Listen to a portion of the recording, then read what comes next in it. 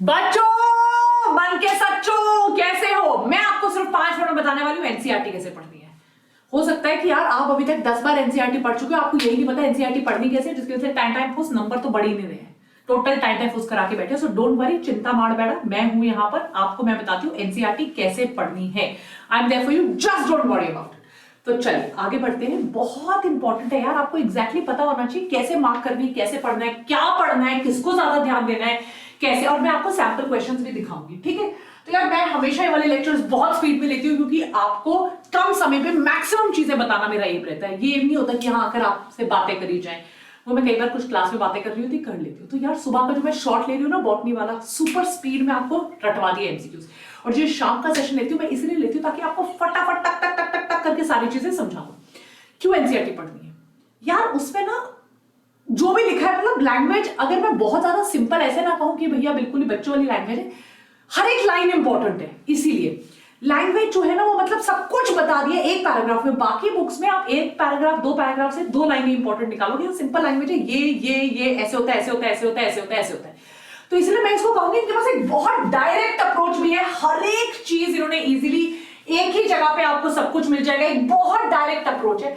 Simple language का ये मतलब नहीं है कि बहुत ही ज्यादा लल्लू लैंग्वेज में लिखा। सिंपल लैंग्वेज का मतलब ये है कि बहुत एक्सप्लेन करके नहीं लिखा, जो भी इंपॉर्टेंट है, जो भी लिखने के लिए उसको फटाफट उन्होंने लिख दिया। इसलिए हर एक लाइन, हर एक पैराग्राफ, हर एक वर्ड इंपॉर्टेंट है। एनसीईआरटी में कॉन्सेप्ट्स पे फोकस किया गया है, इसीलिए हर कॉन्सेप्ट के बाद उन्होंने क्वेश्चन पूछ लिया है कि अब ये बताओ कैसा होता है, ये बताओ, ताकि आप वापस जाके कॉन्सेप्ट को रिवाइज करो और उसी क्वेश्चन से फिर वो आपके नीट के एग्जाम में क्वेश्चन दे देंगे।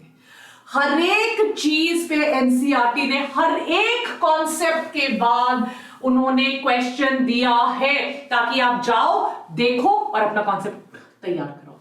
एनसीईआरटी में इतनी डायरेक्टली चीजें लिखी है कि हर एक लाइन, एग्जामिनर जो आपका एग्जाम डिजाइन करके बैठा है वो एनसीईआरटी की लाइन लाइन से क्वेश्चन डायरेक्टली आप लोगों के लिए उठाएगा। सो सिंपल लैंग्वेज है, कॉन्सेप्चुअल क्लैरिटी पे फोकस किया गया इस किताब में, और डायरेक्ट एनसीईआरटी की लाइन से क्वेश्चन है। तो हमें पता है, पर पढ़ना कैसे है, इसीलिए हर एक लाइन पढ़नी है। आप कुछ भी लीव नहीं कर सकते, आप कोई चीज नहीं छोड़ सकते, हर एक लाइन आपको पढ़नी है। हर एक लाइन पढ़ते हुए अपने मन में क्वेश्चन पूछते हुए चलना है। इसके ऊपर क्वेश्चन बनेगा तो क्या पूछेगा एग्जामिनर, इसके ऊपर क्वेश्चन बनेगा तो क्या पूछेगा एग्जामिनर।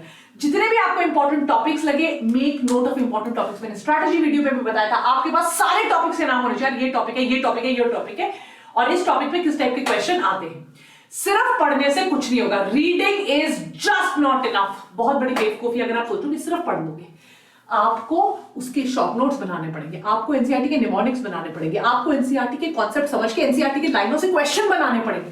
अगर आप सिर्फ एनसीईआरटी पढ़ रहे हो तो आपका बंटा धार होने वाला है। एग्जामिनर के पर्सपेक्टिव से पढ़ो। एग्जामिनर के पर्सपेक्टिव से कैसे पढ़ो, हर एक लाइन से क्वेश्चन बनाओ। और इसीलिए मैंने अपनी जो नई किताब आ रही है ना, आ चुकी है इनफैक्ट, राइट, लगभग सोल्ड आउट ही हो चुकी है, उसमें मैंने हर एक लाइन से क्वेश्चन बनाया एग्जामिनर पर्सपेक्टिव से। यार टीचर क्या चाहेगा, टीचर क्या सोचेगा, टीचर कैसे क्वेश्चन बनाएगा, and practice NCERT based MCQs. अगर आप इधर उधर के एमसीक्यू कर रहे हो, एनसीईआरटी बेस्ड एमसीक्यू नहीं कर रहे हो, कोई फायदा नहीं। एक एक लाइन पढ़ो, ध्यान से पढ़ो, कॉन्सेप्ट्स को समझो। कैसे पता चलेगा कॉन्सेप्ट को समझो, हर एक कॉन्सेप्ट के बाद एनसीईआरटी में क्वेश्चन पूछा गया, रट्टे नहीं मारने। अगर आपसे वो क्वेश्चन सॉल्व नहीं हो रहा, आपको कॉन्सेप्ट नहीं आए, हर एक इंपॉर्टेंट कॉन्सेप्ट को अंडरलाइन करो, हो सकता है तो उसके छोटे नोट्स बनाओ या साथ में येलो पेजेस लगाओ, साथ के देखो, साथ हर एक लाइन पढ़ो, कॉन्सेप्ट को पढ़ो। कैसे पता चलेगा कॉन्सेप्ट इंपॉर्टेंट, आपसे सारे क्वेश्चंस हो जाएंगे।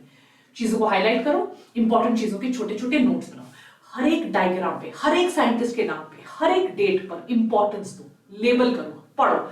और जब आपके एनसीईआरटी के छोटे नोट्स बन गए, जैसे इनऑर्गेनिक केमिस्ट्री के छोटे नोट्स बनाइए, ऑर्गेनिक केमिस्ट्री के रिएक्शंस के छोटे नोट्स बनाइए, बॉटनी के एग्जांपल्स को अलग से लिखो, एनाटॉमी के एग्जांपल्स को अलग से लिखो, मॉर्फोलॉजी के एग्जांपल्स को अलग लिखो। जो आपने अलग अलग लिख लिया उनको आप बार बार रिवाइज करो। साइंटिस्ट का नाम नहीं भूलना है, राइट। सप्लीमेंट्री इंफॉर्मेशन, आपको क्या लगता है ये मजाक के लिए दिया हुआ एनसीईआरटी ने अल्फोंसो कॉटी के बारे में इंफॉर्मेशन, इससे डायरेक्ट क्वेश्चन आएगा। हर एक चैप्टर के पीछे के शुरू में एक साइंटिस्ट के बारे में इंफॉर्मेटिव राइटअप है, उसमें से क्वेश्चंस आते हैं, उसमें से डायरेक्ट क्वेश्चंस आते हैं। हर एक चैप्टर के बाद समरी है, उस समरी में से डायरेक्ट क्वेश्चंस आएंगे, डायरेक्ट असर्शन रीजन आएंगे। आपको ये पढ़ने हैं, सॉल्व करना है, अदरवाइज कोई फायदा नहीं होगा। अदरवाइज बिल्कुल टाइम वेस्ट हो जाएगा, कोई फायदा नहीं होगा। मेक श्योर आप एक एक चीज को हाईलाइट करो, टर्म्स, डेट्स, एग्जांपल्स हाईलाइट करिए, सिंगल हाइलाइटर से नहीं मल्टीपल हाइलाइटर से करिए, कलर कोड करिए अपनी एनसीईआरटी को। ये डेट्स है, सारी डेट्स को ग्रीन कर दो यार, ये सारे साइंटिस्ट के नाम है, पिंक कलर से सारे साइंटिस्ट के नाम कर दीजिए। अच्छा कॉन्सेप्ट है, इस कॉन्सेप्ट के बाद की क्वेश्चन है, येलो कलर यूज करिए, कुछ भी नहीं छोड़ना। एनसीईआरटी की एक एक लाइन इंपॉर्टेंट है, आपने कुछ भी नहीं छोड़ना। अब मैं आपको दिखाती हूं कुछ प्रीवियस ईयर क्वेश्चंस और आप हैरान रह जाओगे। ये देखो रिसेप्टर्स फ्रॉम, ये देखिए जोना पेलुसिला, एनसीईआरटी की लाइन, डायरेक्ट 21 का क्वेश्चन है। 22 में तो यार एनसीईआरटी की लाइन से क्वेश्चन है। Dobson unit ozone, ozone Dobson unit, हर एक लाइन से क्वेश्चन एनसीईआरटी की बनकर आएगा, आप नहीं भूल सकते।